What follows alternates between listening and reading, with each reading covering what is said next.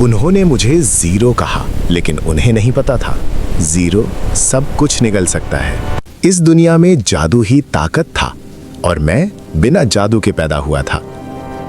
मेरे जन्म के दिन आकाश ने कोई मंत्र चिन्ह नहीं दिया।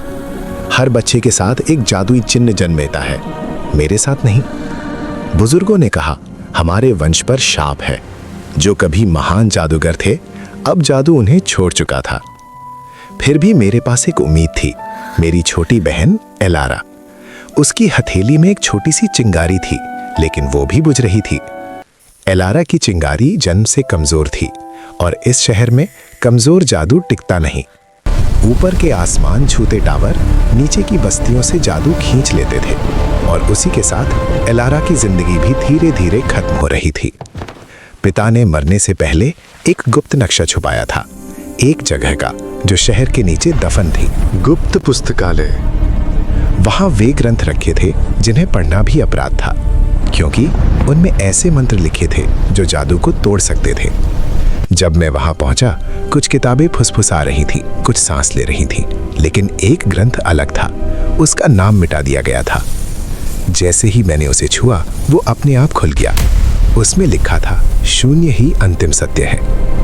एलारा अभी जिंदा थी, लेकिन समय खत्म हो रहा था और उसी पल मैंने अंधकार को चुन लिया, क्योंकि मैं उसे मरने नहीं देने वाला था।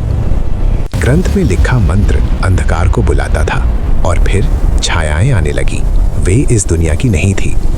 रून धीरे धीरे वो प्राचीन मंत्र बोल रहा था जो किताब में लिखा था, जो शून्य है वही अनंत है। अचानक हवा में जादू दिखाई देने लगा, जैसे अदृश्य धागे जो हर चीज से जुड़े थे, और फिर वे धागे मेरी ओर खींचने लगे। अगले ही पल धरती कांपने लगी, जैसे किसी ने बहुत पुरानी ताकत को जगा दिया हो। रून अब सिर्फ एक लड़का नहीं था, कुछ और बन चुका था। शहर के प्रहरी जादू के उतार चढ़ाव को महसूस कर लेते थे। जैसे ही जादू गायब होने लगा, वे पहुंच गए। उन्होंने अपने सबसे शक्तिशाली मंत्र चलाए, लेकिन उनके मंत्र हवा में ही टूट गए, क्योंकि मैं उन्हें पी रहा था। शहर का जादू अब मेरी ओर बह रहा था।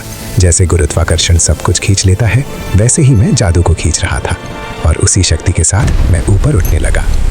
जब मैंने आंखें खोली तो मेरे पीछे एक तूफान था, लेकिन वो कोई तूफान नहीं था, वो शून्य का द्वार था।